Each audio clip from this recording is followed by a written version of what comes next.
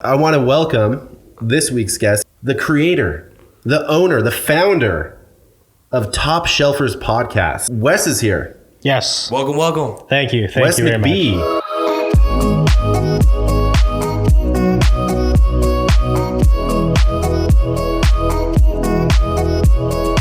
Welcome back to another episode of the Monarch Social Podcast, where we discuss all things digital marketing.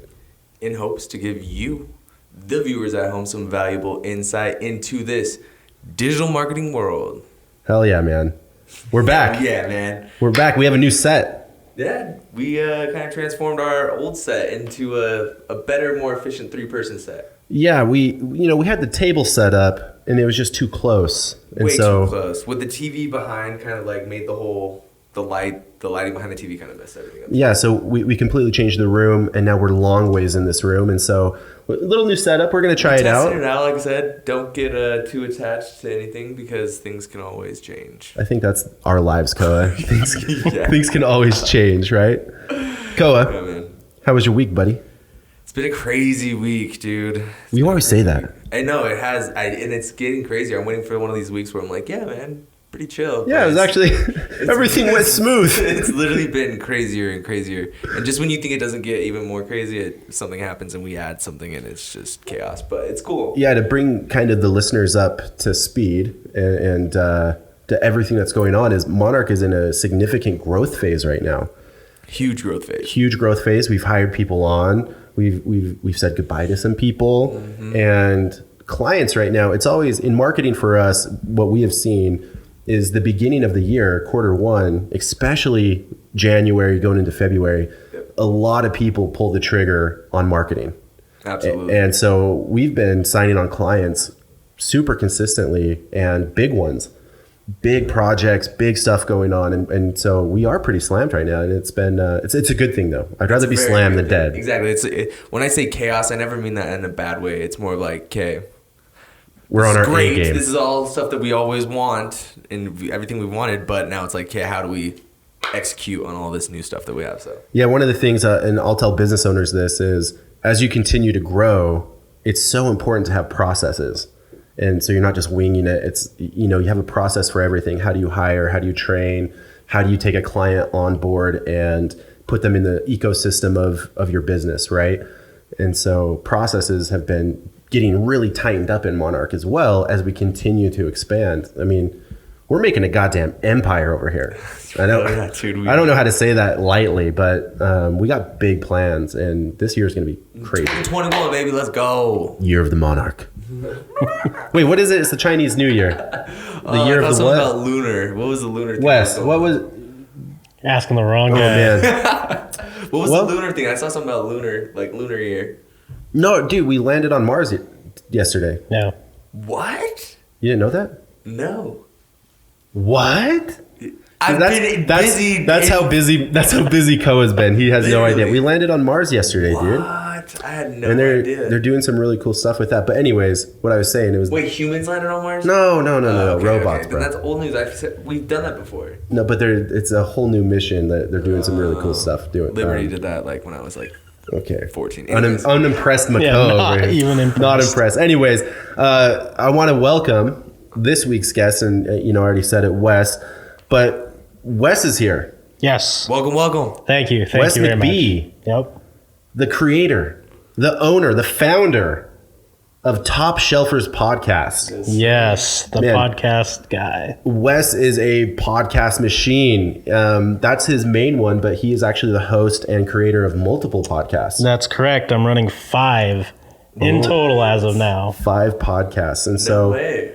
I didn't know that. Yeah. So I'm stoked to have Wes here, and we have a really good discussion planned today to talk about podcasts, to talk about Wes's story, and kind of go through what he has seen in the podcast world, jumping into marketing, obviously. Of course. So Wes, go ahead and introduce yourself. Tell the listeners, the viewers, all about you and how you started Topshelfers. Yeah. So Topshelfers started kind of like your old typical way. It was a bunch of friends who gathered around a table, and we decided one night to bring topics to just talk to each other about.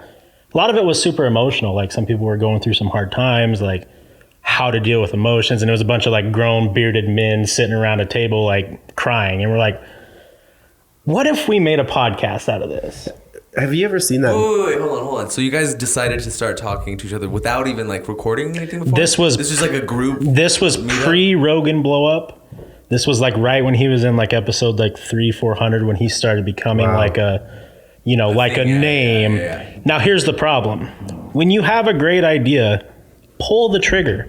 Do not wait. Do not wait for the perfect scenario to come, because it's not going to happen. Right. Pull the trigger. We waited 2.5 years before we started actually recording content. What? Wow. So wait. Then I'm just confused. You guys would. It was just like, hey guys, let's all get together. Were you guys like poker night? Was there like any other? It started. Yeah. I mean, there's things going on. It started just kind of like a, hey, let's all go hang out. Thirsty Thursday. Yeah, kind of like a thirsty Thursday. Have a couple beers, and then the idea got sprung. Like, hey, what if all of us? Because it was like ritual. We go over there every weekend. What if we started bringing topics to discuss? Because we were all just people who enjoyed conversing with each other. Okay. And like philosopher's circle. Yeah. Well, what is Wes into over here? Right. We actually, the original pitch idea was the Pharaoh's Lounge. Oh, wow. But it never, only two of us ended up jumping into like the podcasting world. And like it how many years ago was this? Probably 2014. Wow, 2014. I was gonna say, Joe was only in like 300s. Yeah. Podcasting was not a household name. It wasn't so we didn't even know. I think that was probably the thing, is like we all were like, man, what if we recorded this and put it on YouTube? We didn't even know, like no one talked about podcasting. Yes. Yeah. And we knew what it was, but we weren't like, this is a podcast. Yeah. So it would just be one of those things where everyone bring a topic to the table. And by the end of like the second week, we had like a whole notebook filled with just stuff we wanted to talk about. And that lasted for like, I don't know, 2 or 3 months. People kind of faded in, faded out. And the whole time we're like, man, what if we just recorded one of these nights and like put it up? Who knows? No one pulled the trigger. No one wanted to be like lead the initiative. Yeah. So a couple of years down the road, me and one of my buddies who was there, Forrest Curtis, shouts out to him because he was my co-host. We were like, man, what if we just went off? Like, what if we just did it? Like, what's stopping us? Yeah. And we did. So we launched Topshelfers in 2019. December 21st, and 3 years later, I'm still going. Nice. To explain Topshelfers, it's tough because it has definitely evolved, which I think it's definitely morphed. I've seen that. Yeah, a lot of people, when they come with a podcast idea, they stick to it. And I think that's great, right? If you can build an audience and build a community around a specific topic, stick with it. Mm-hmm. Do what you love. But I see a lot of podcasters who start, like, let's say they want to start a marketing podcast. Mm-hmm. And then a couple months down the road, they're like, well, we kind of want to shift, but we're not really enjoying talking about marketing. And instead of shifting, they just stop doing it. I see that. Yeah. I see that countless times. If I could give you a number of how many times I've seen a podcast start up, get hyped, have a good couple shows, and then just drop because they just disappear. I mean, hundreds and hundreds and hundreds. I think to explain what Topshelfers is, though, it's my topic are my guests. My guests come on and I cater the show around what they are doing. What are they passionate about? Because I truly believe everyone on this planet has a story to tell. And people will deny that, but everyone does. Yeah, that's why it's so diverse. That's why it's hard to put Topshelfers in a category, because I've seen you guys talk about everything under the sun. Everything. Yeah. So what was your original? The original backbone of Topshelfers was paranormal. Paranormal, kind of like the ghost stories, the counterculture, I guess you could say, of like mainstream topics. Like, my buddy was a really big skater. We would talk kind of about the skate world. Anything that you would consider like off canny, I guess you could say. Subculture. Subculture. Like, not like the in your face, like we're talking about politics or anything like that. It was very just low key. Was it just kind of like stuff that you liked? A combination of that. Were you really into paranormal stuff? I used to be, yeah. I feel like everybody went through a phase of Everyone goes when through they were like, Ouija boards, like light as a feather, stiff as a board, like. Yeah, dude, it was X-Files. Yeah. I don't know what it was, but I just know that wave came X-Files put me on that. For sure. Yeah, so we started with the backbone of paranormal, and then we started noticing, like, how cool would it be to have our friends on? And so we started having guests on. That's when it slowly started morphing into like an interview style podcast. And then when my co-host decided to step back, I took the full reins, and now I'm doing more of like a straight interview, one-on-one or multiple people, where the topic is them. Gotcha. That's tight. So since you've been doing this forever, Wes, how many episodes have you recorded? So Topshelfers Podcast just published episode 233. 233. Between the other episode or the other shows that I do, I'll name them off. So True Crime Junks, who doesn't love true crime? That's up to about 15 or 16 episodes. Wait. With these podcasts, tell us what it is. Okay, yeah, so yeah. You got to explain it. Like, what you is got to true explain crime? your podcast. So my pitch for True Crime Junks is like, what's a better duo? True crime and drinking. Like, what's more exciting than that? I mean, it's a lot like a lot of the other shows that are on the market, right? Where you cover a specific serial killer or... And you have a guest on that. I'm sorry, you have I have a host. You have a co-host on that. Yes, I have a co-host, Holly Lee. Shout out. She'll love the shout out. Hey, Holly. We basically bring to the table information about a serial killer or a cult or a specific situation. Like our first episode with John Wayne Gacy. Okay. The clown killer. If you guys don't know, it's sketchy. But our flair on it is we bring you the facts that we know, but we make a lot of tasteless jokes. Gotcha. Okay. Because like, you watch like, I don't want to say any other podcast names, but you watch a lot of other true crime podcasts and it's very straight arrow. Let's give you the facts. Let's scare you about the serial killers. We're going to scare you about the serial killers, but we're also going to make some real messed up jokes. Make it lighthearted. A little bit more lighthearted. And Okay, get some criminals on. Yeah, there. but to be Should get fair, some criminal Wes, guests. I have a complaint. Okay. And I text it to you during your podcast. Yes. And I want to address this. Okay. True crime drunks. We were not drinking. You drinking water Yeah. and you're not even drunk. I'm pissed. I feel lied to. Now listen, there has been episodes where we're drunk, but the problem is what the time we're recording on right now is not an advantageous time to start drinking. Have you ever heard it's 5 o'clock somewhere? At 9 a.m. It's true. Have you ever heard the show must go on, The show always must go on. but drunk? We'll do better. Okay, thank you. We'll do better. Anyways, okay, next one. What's your next podcast? Read Between the Wines. Another It drinking is podcast? Yes, we always Book wine. club. Book club. It is a monthly book club where we decide a book to cover, like we've done Crazy Rich Asians. This month, going live tomorrow at 5:30 p.m. Shout out. is Silver Linings Playbook. Oh, nice. And we get together, and our dynamic is we're a group of 5. 2 of us read the book, 2 of us watch a movie if there is a movie, and then 1 of us does both. Oh. And we just discuss the differences between the book, the movie, what did we like better, like what is the best version of this content. 90% of the time it's the book, but it always turns into a lot of shenanigans because the group that I do it with, once we get a couple glasses of wine in, it gets off rails. But You're wrong. yeah, That's the point, though. yeah, That's the exactly. point. 'Cause, you think of book club and you think of like, no offense, but you think of some like Old ladies. who get together and like, well, I think that this book was great. No, like we straight up we'll tell you if it's bad. You can if say dog shit. Okay, if it's dog shit, if it's good, if it's worth your time, like while drinking, and we'll just tell you what we truly think, and it gets to be a lot of fun. What's the next one? Anime Allies. Anime Allies. Anime is very popular.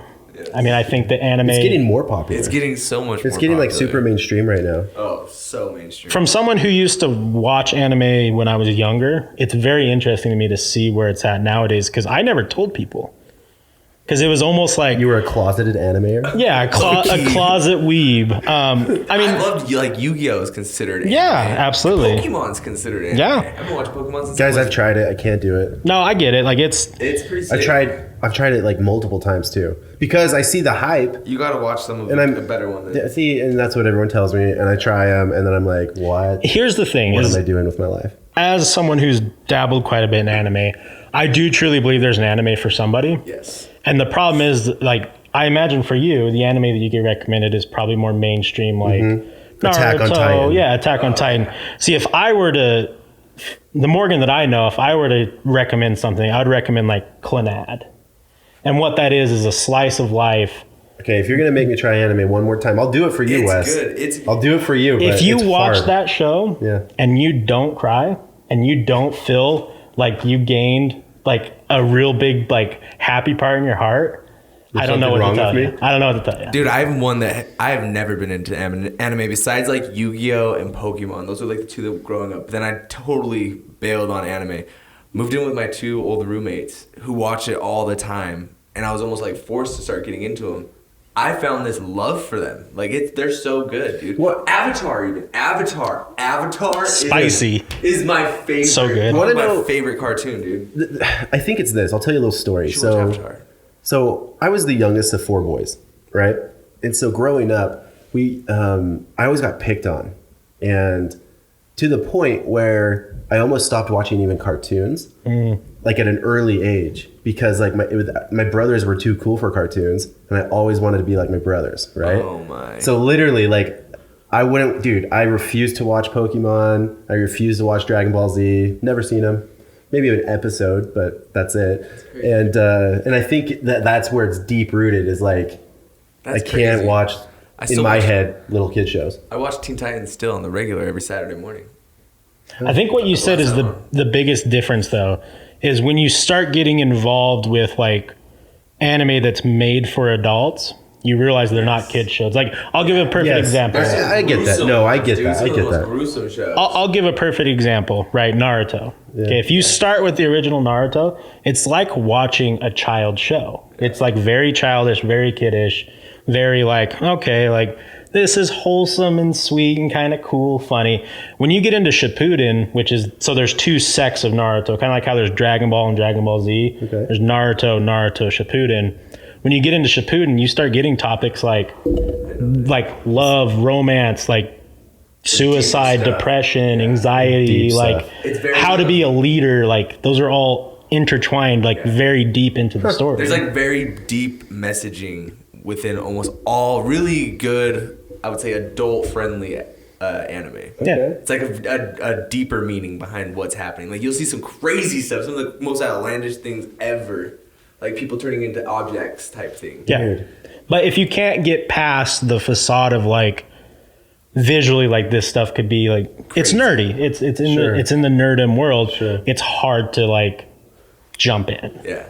So that podcast is popular. Yes. Okay. What's next? Well, I wanted to say the one thing with the anime podcast that I've found super interesting, like when I was a kid, if you said you were a gamer or you're an anime, you got bullied.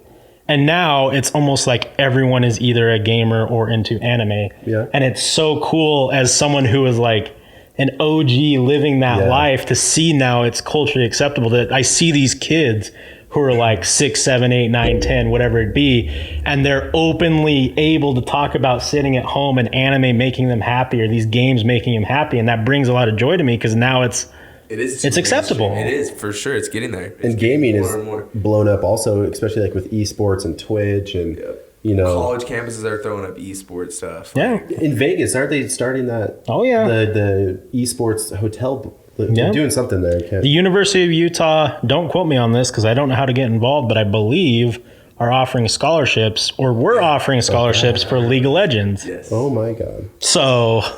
Which is insane. Yeah, I know that's like a big thing. Colleges are swooping up on this whole esport, and it's going to be colleges facing off in esports. I would watch the shit out of that. That's so sick. You see like Utah go. Yeah, I'm not huge into sports. Like when you guys were talking about football before this, I have no idea who you're talking about. But now it's all ranges of sports because there's definitely a skill set to be able to throw down on a game, and I don't have that skill set. Well, I definitely want to offer a topic to this podcast. Then, is gaming a sport?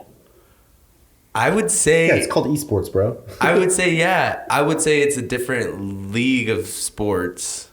I would almost classify it more with, like, a game, like poker. Like, poker's, like, a big thing. Yeah, and poker's on ESPN. Yeah. You can watch I think it's the same. Yeah, chess is a sport in my eyes. Yeah.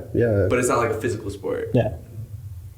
Dude, chess players burn, like, 10,000 calories when they're doing but it's totally different. You can't physical. Even compare, like, basketball to chess.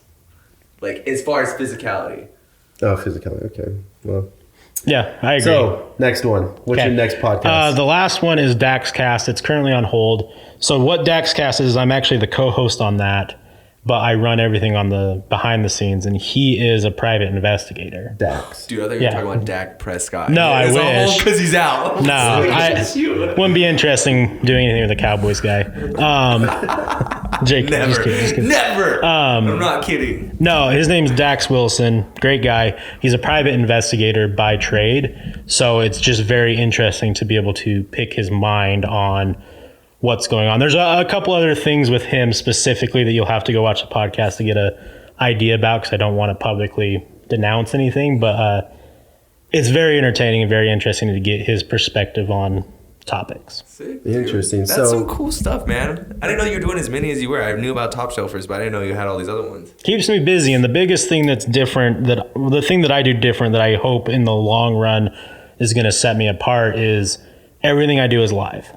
Yes. Okay, cool. So I wanted to start getting into the details of like what do you do as far as production side? Because again, this is kind of fresh for us. We haven't been doing this for too long. I think this is what, our 12th? This is episode 12. You'll be episode 12. Yeah, episode 12. And so I'm always curious as to like what could we do better? Like what kind of production stuff do you do? What are some tips and tricks that you? It's really tough since everything is pre-recorded here. I just have a different outlook on things. But I definitely think once you get a for sure spot and getting down the setup, so when you can just walk in on your podcast day, have your guests sit down, get them mic'd up, and just go, it's going to be so less stressful. That's when it turns from, hey, this is part of my work, into, man, this is fun as shit to go and do. We just jump into it. And I think that really what's been kind of a curveball for us is adding this third guest. Yeah, it's definitely been a learning curve, because I think at first when it was just me and Koa, when just me and you, we started to fine tune it. At the we first we were like really fine tuning it, but it was always our plan to like get a guest on, because we want to provide value to other business owners, other people that are, in our space, and then gain insights and and I think there's strategy to that too in the marketing world. The exposure for both parties is... Yeah, Wes, I want you to share this with your crew, and they know about me now, right? Exactly. There's a method to the madness for sure. Absolutely. But adding the third guest threw a big curveball at us that I don't think we were super we still prepared don't know for. Completely. Again, this is why we set this is why we set this up. We're trying it out. We'll see what it looks like when we dive into the edit. But I think that's one of the most important takeaways from podcasting for any listener who wants to start one. You cannot expect to go into a podcast day one or week one or month one or year one and have it be like a Rogan. And have it all figured out. You have to test. There's going to be trials and errors. There's going to be things that come up. You're like, God, if I could just walk in and record, it'd be so much better. Yeah, you got to learn those things. There's people who make handbooks, and you can go take classes on how to podcast. The only way you're going to actually learn it is just do it. Try. Yeah, because like the equipment is all going to be different. Yeah. And even me and Koa, we've had the same mics the whole time, but every time we have to tweak them. Testing little things. Yeah, depending on how we set up, because I think the biggest factor is the fact we're mobile, and so we put our set up and then we take our set down. We can literally podcast anywhere. Yes. We have a bin that we put everything in, and we pull that bin out, and everything goes anywhere. Up. So I think having one solidified spot would allow us to kind of like rule out certain changes that are. Yeah, lighting or, okay, this lighting stays here. This is where this is supposed to be. Because every single time we set it up, it is a little bit different. There's never been a time where we've had the exact same setup. No. Ever. Yeah, all because 12 of these episodes. Yeah, because in our office, we're working during the week. We have an office during the week, and then on Fridays, we transform it to the podcast. Throw up the foldable table. That's great. That's great advice, though. Yeah, I think that once we do find that dedicated spot, this is the dedicated, we put markers on the ground where the lights go, where the camera goes. We just leave them all up. Yeah, we just leave them. I mean, you talk a lot about, like in your teachings and your lessons, like you talk a lot about processes, and processes in podcasting is the most important thing, because for those of you who are aspiring to start your own, you do have to realize there's a lot of back end.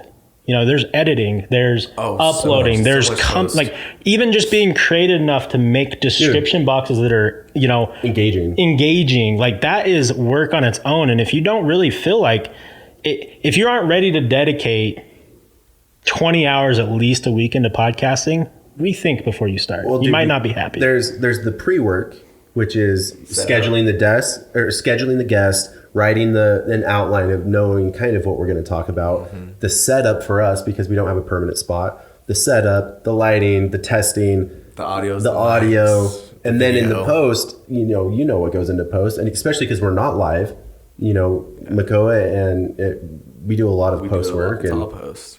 And so there's a lot of cutting. There's a lot that goes into a podcast. It's not just something you say, oh, I want to do a podcast, and it's just so easy. In all reality, there's not a lot that goes into a podcast. It's more of whatever kind of quality you want your podcast to be. You can kind of determine how much. Yeah, I agree with you, and especially with apps like Anchor, for example.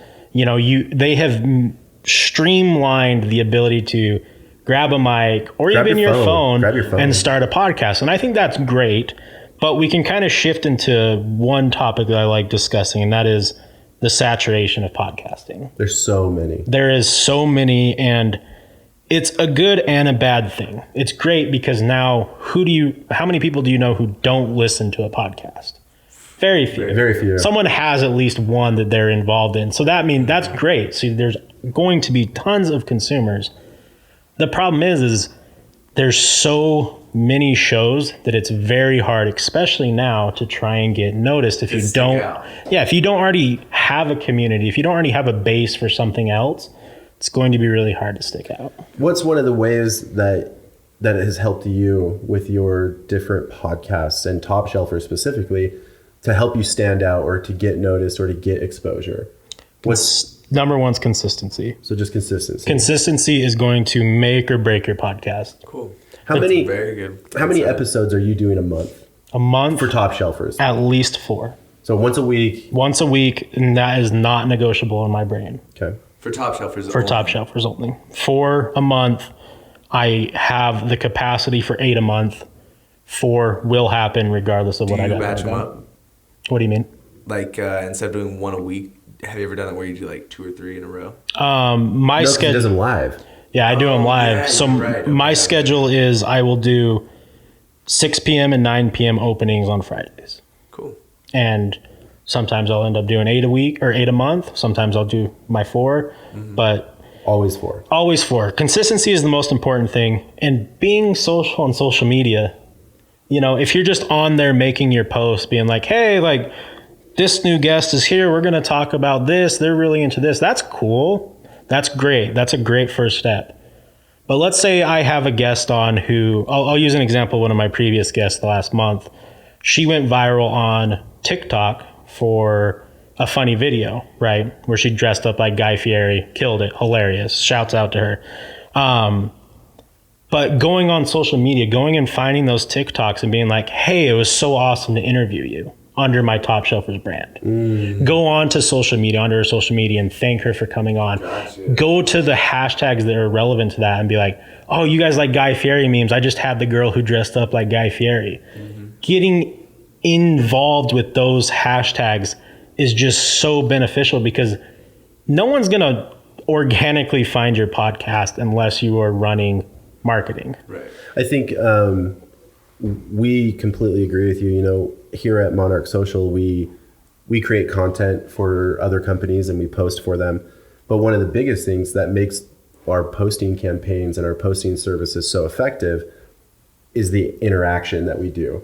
And I think people miss that. Like you said, you can make a post and it can be the most beautiful post with the perfect hashtags and you post that. But I promise you'll get way more interaction when you go interact with other accounts, when you're commenting, liking, talking with people. Doing those actions in social media, I think, is huge. And so that really resonates with me. Yeah. So yeah, I think that's a big one too. And I think that depending on what the voice that you're trying to make, but one of the biggest things that I had to learn is my people who follow me need to know who I am as an individual more than what Topshelfers is. And what I mean by that is, okay, we know Monarch Social is about marketing, but who is Makoa? Who is Morgan? And why do I want to listen to them? So really building either through social media, through video content, through whatever it is that you want to do, really identifying who you are as an individual, because that's going to be what attracts those to come and watch it. Because I could have the coolest... The authenticity, I think, is huge. Yeah, I think authenticity is the most important thing, because when you're trying to attract people to come watch your podcast, right? You could have the coolest idea in the world. You could do a marketing, gaming, paranormal, I'm the next Joe Rogan, like all this type of stuff. But if you aren't appealing as a person, if you are not relatable as a person, it doesn't matter how cool your content is. People aren't going to listen. Yeah, you're speaking our marketing lingo, bro. Yeah. You're making my marketing spidey senses just, it's my love language over here, man. I think people do, to go on that, Wes, people are going to connect with a real life human way more than just posting your products and services all the time. And that's why so many times companies, really successful companies, have a face for their business. They have a face. And that person. So. And it's powerful. Yeah. I think it's powerful. And I just think that with today's day and age, right, like you could have a TikTok go viral tomorrow and you could change your whole life with, whatever it is. What was his name? What's that dude that did the 420 dog face? 420 dog face. I will 100% attest to that working as a marketing scheme, because I had never seen ocean spray at my house, and ever since that video went viral, there has been ocean spray consistently every week. Wow, really? I've drank ocean spray and I never heard of it before him. Ocean spray is good. Yeah, It kills me, man. That's like one of my favorite songs. I'm not gonna lie, I got introduced to that song like 4 years ago at a festival. The very end of it, it's like that cleanup song that they just start bumping, and it's such a cool vibe that I've been obsessed with that Stupid Dreams song, dude. And anybody could have done that. Yep. Anybody could have rode on their skateboard. He was just so chill. And it was, when I first saw that come out, I was like, dude, that's sick. He's from Idaho, and No way. Yeah, and Jordan used to work with him. So our last guest, Jordan, my cousin, knows him. Wow. So you're saying if 420, if they were like cross paths, they would definitely be like, what up? Yeah, 100%. That's so cool, dude. Yeah. So Jordan knows him. Yeah, that's crazy. TikTok changing lives. So along those lines, Wes, too, to kind of jump deeper into some marketing stuff, is okay. You're being super consistent. You're interacting. What has worked the best outside of those two things, or have you ever done paid marketing? Have you ever, what's helped your brand grow? I saw that you partnered with Dalton's company recently. Yep. So let's shout out them. Yep. Happiest. Shouts out to them. Happiestmed.com. Hell yeah. And have you seen good reactions to that, or what are some other tips or tricks that you can give, podcasters or business owners who create content? Well, let's peel it back to marketing as far as like what have I done? Yeah. I think for a starting podcaster, if you do not have a budget, the biggest thing you can do to market, go on other people's podcasts. Yeah, be a guest. It's free. Be a guest. It's free. That's how I met you. Yeah, that's how me and Morgan know each other. I was on Topshelfers. Go do other people's podcasts. Just be like, hey, can I come on? I'm doing this podcast. I'd love to chat with you guys. It's an awkward break the ice conversation. No, but it's so worth it. Yeah, people are always looking for guests. I have never refused a single person in my life to come do my show, regardless of how outlandish it might be. Yeah, when we opened up the guest spots for this, we opened up 8 spots and they were filled within like 2 hours. Oh yeah. I'm booked until almost the start of May. Wow. Dang, every Friday. Every Friday. So have you ever put paid advertising into your podcast? Or yes. So that was gonna be my next thing, is I have done Facebook ads for some of my episodes. How'd it go? Interesting. I am not a Facebook ad guru like an individual that's here. That's Makoa. So it was interesting. Like I was trying to familiarize myself with it, and what ended up happening is I saw the numbers and I was like, I could reach 2 million people. How great would this be? Threw the money at it, got like 10,000 views on a video, 10 engagement. Yep. Because I didn't understand. I'm not a professional in that space, so I did not understand that I need to figure out where my demographic is.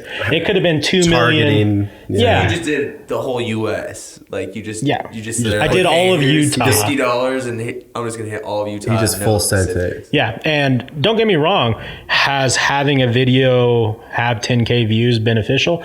Absolutely. Sure. It's a great social push. Proof. Like it's social proof is hey, huge. my podcast is cool. Look how many views I've gotten. It's great for that facade. But on the back end of it, I really think I only had maybe like 10 comments on it, and the engagement wasn't great. So if I were to do things differently, and I'm not trying to plug anything, I would definitely go to a professional when I want to run ads, because they are going to know how the algorithm works and what's going to be best for me, and they're going to test it. And you're targeting. Interesting.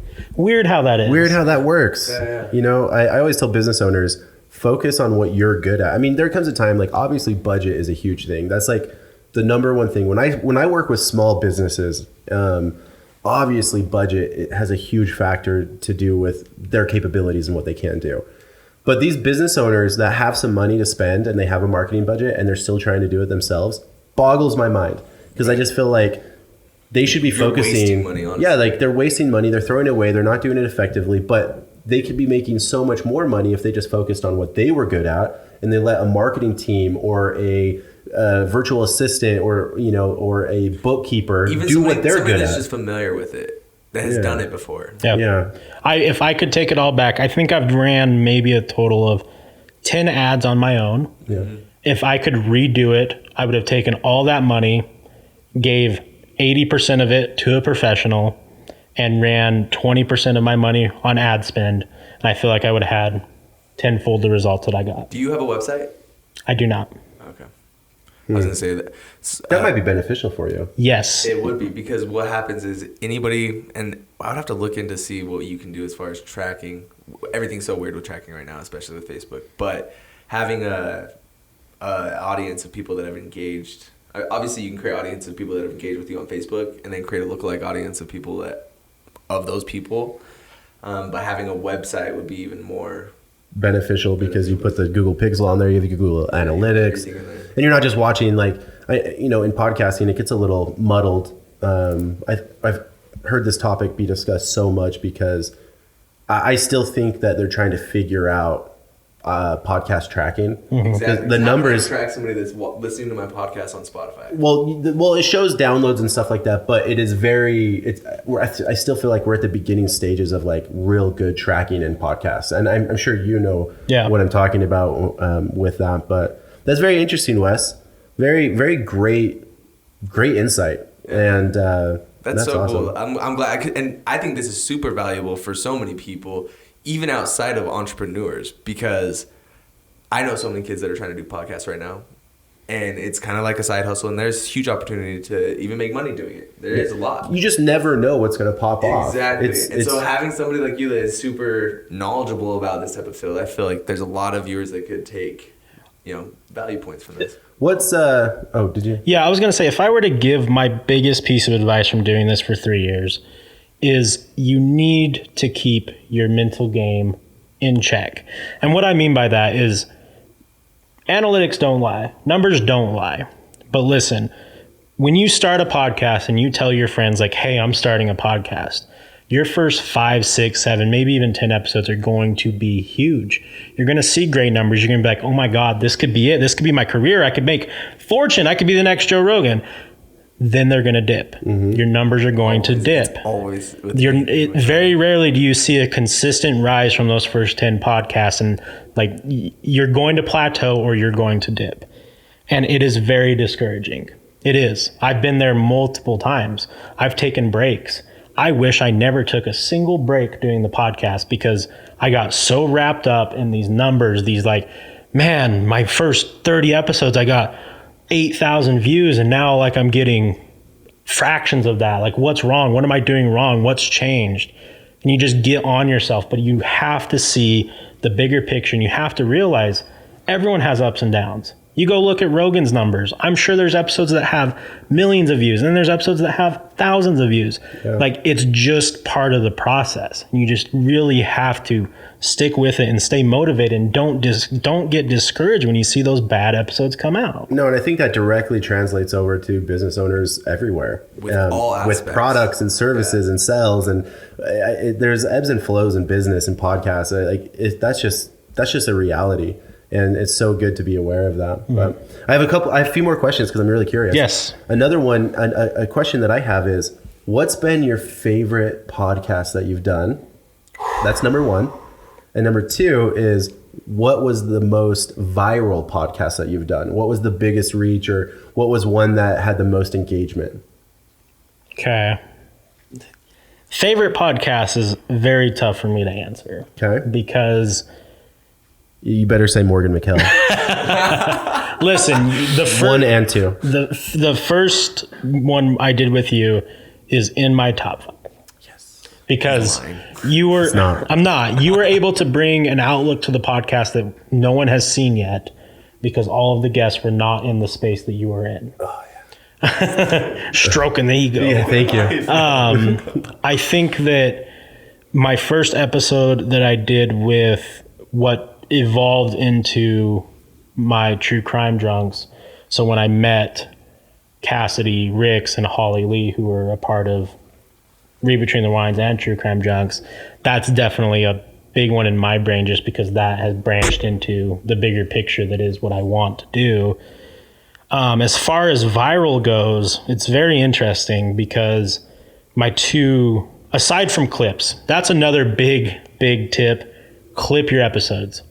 It is so much... Make micro content. Yeah, make micro content of your bigger episodes, because it is so much easier for me to sit down and watch a 10-minute clip of Monarch Social or whatever your podcast name is than it is for me to be like, do I want to commit an hour and a half of my time to listen to these guys I don't know? And that's what you should put your paid money towards. Yes, those clips. those clips. Because that's what hooks them. Yes, absolutely. My biggest views on YouTube are clips. Because you never know. I have one So about... cool.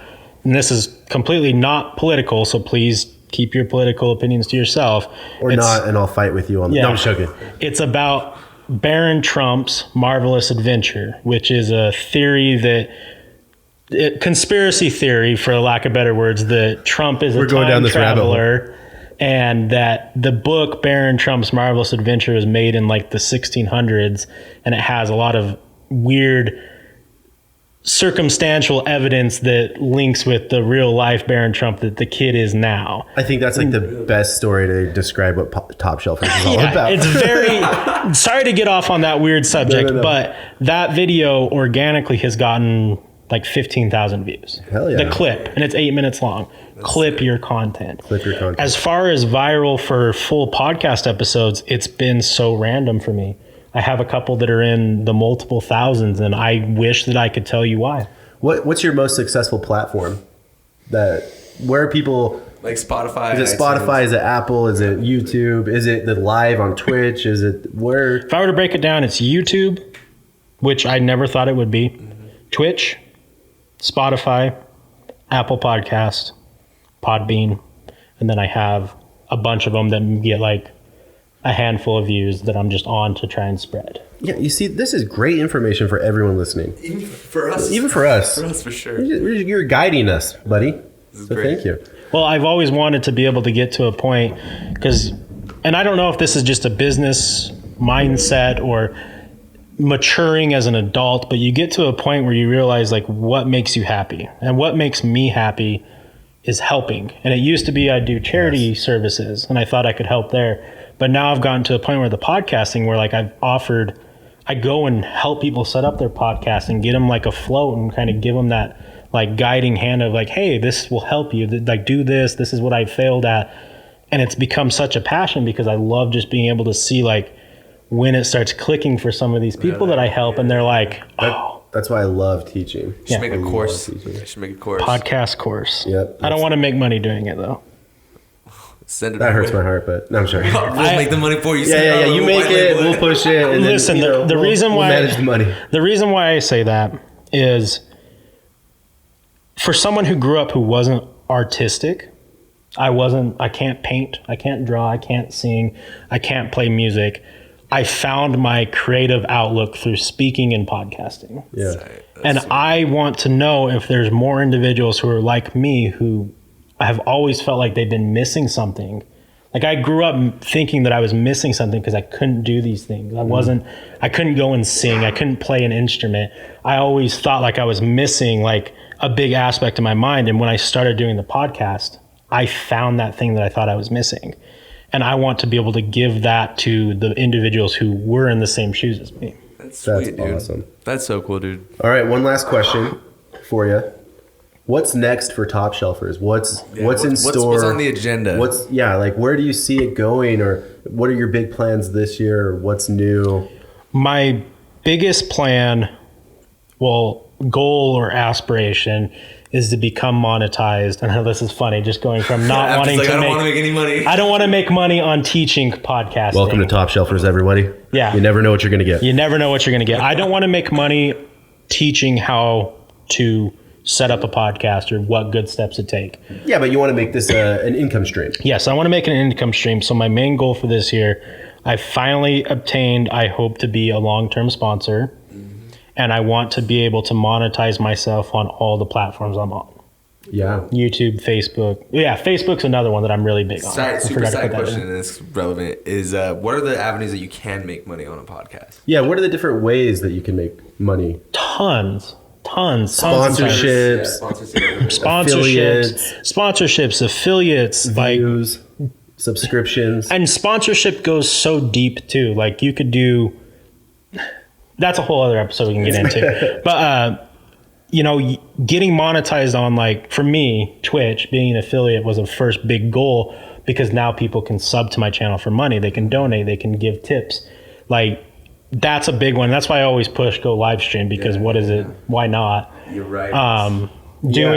That'd be sick. You can I'm running ads on everything right now. And it's just getting ranked up in the ad world. What I was going to say, would you agree with this? So, Wes, if someone is starting a podcast to make money, do they have the wrong mindset? Yes. 100%. Go into it with some passion. And I think you're not going to make money. I think that's really important for people to know. Is like, me and Makoa, we didn't start this podcast to be like, we're going to make money on this. We really wanted to give back. I think that there'll be a point when the scale tips. Yeah. But I think if someone gets into this space the podcast space to say, I'm doing this to make money, I look at it a lot like Twitch. If I start Twitch and game streaming to make money, I feel like it's like the wrong mindset to have, because you're just gonna be disappointed. It's gonna take it takes time. It takes so much that goes into it. But eventually, yeah, like you said, if you're consistent and you do the right things, it can turn into that. But I just wanted to make sure, I'm on the same page as, if you're starting a podcast to make money, I think you need to change your mindset to the long-term. It's a long-term game. Doing this to have fun. Yeah, you're having fun and you're giving value and give information out to people that you feel is and eventually it can lead to that, but I don't think that you should have that. I think too, depending on what you want to do with your podcast, for you guys, like, you're teaching, you're giving lessons, you're generating value. For me, I'm trying to entertain and give for someone who's bored on a Friday, something to do. Yeah, like that's Gladiator touching the weeds as I'm walking to my death. You rub sand in your hands. Yeah, absolutely. I think that if you're going into podcasting with the mindset of I'm going to be rich, you're going to find yourself super disappointed when you don't make $1 for the first year. When you get those 600 views on a 24-hour stream. Yeah. Get those 600 views on the 24-hour stream and you're like, wow, is what this am I really doing what I want to do? But if you go in and you're just like, man, I have this cool idea. I love talking. I love having guests or whatever it is you want to do. Just do it on your free time. Yeah. Make it a passion. Like, if you're truly passionate about it, you will see the fruits of your labor. And just be super consistent. Now, I do want to point out, I have seen, and I'm not going to name them because I'm not on good terms with them. I've seen a podcast who started up that was, their whole idea was to make money, and they were some savages, and they pushed very hard, even though to me their content is very forced, and they are making good money. Yeah. So if you want to have that as like your it's goal, possible. It is possible, but I promise you, slim chance. It's going to be one in every 10,000 podcasts that if that's your focus. You got to go viral. Yep. So Wes, let's hopefully add to some of your viewers. Let them know where we're at. Absolutely. I was going to say, let people know where they can find you. How can they follow you? Where can they get a hold of you at? Topshelfers on everything. Instagram. Topshelfers. I go to Instagram. I type in Topshelfers. Yep. I go to Facebook. Topshelfers. Yep. You're gonna find me. YouTube. Topshelfers. Spotify. Topshelfers. Okay, just making sure. Topshelfers across the board. Whatever your preferred platform is, ladies and gentlemen, go type in Topshelfers and you'll find Mr. Wes McBee. You'll find me.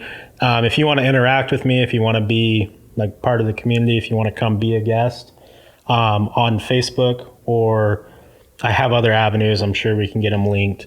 It's Wesley McBee, Topshelfers. Hell yeah. Shoot me a message if you want to be a guest. Well, awesome. Dude. It's been an absolute pleasure having you. Absolutely, man. Like I said, super valuable, all the stuff you had. I think there was so many tidbits. I think that, our viewers, your viewers, they could go back and listen to this 2 or 3 times and get something new each time. We covered a lot of ground, a lot of awesome insight, and great knowledge shared. Thank you so much for being here. No, thank you for having me. Well, Koa. Now to our viewers. And to West viewers who are probably going to watch this. Yes. Where can they find us, good sir? You can find this podcast on all of your major streaming networks, including Spotify and Apple Music. You can catch this video on YouTube, and go ahead and give our socials a follow at Monarch Social Brand. Yeah, Twitter, YouTube, Instagram, Facebook. All the good ones. All right, next week we have another guest, and I think it will not be in person. So something to look forward to. Our next podcast is I'm going to be interviewing a really good friend of mine, a childhood friend. Cool. He owns a company. He's actually a fighter, and that's your little sneak peek of him. But he owns a streaming business. Sweet. And he's also a professional fighter. So good stuff. Awesome stuff. But he lives in South Carolina. So we're just doing like a Zoom? Yeah, we're going to do it over the interwebs. And so that's going to be an interesting one. I might stream it on Facebook. I might feel a little crazy. So that's what's next. Thanks for sticking with us, everyone. I've loved this episode. And we'll see you next week. Yep, catch you on the next one.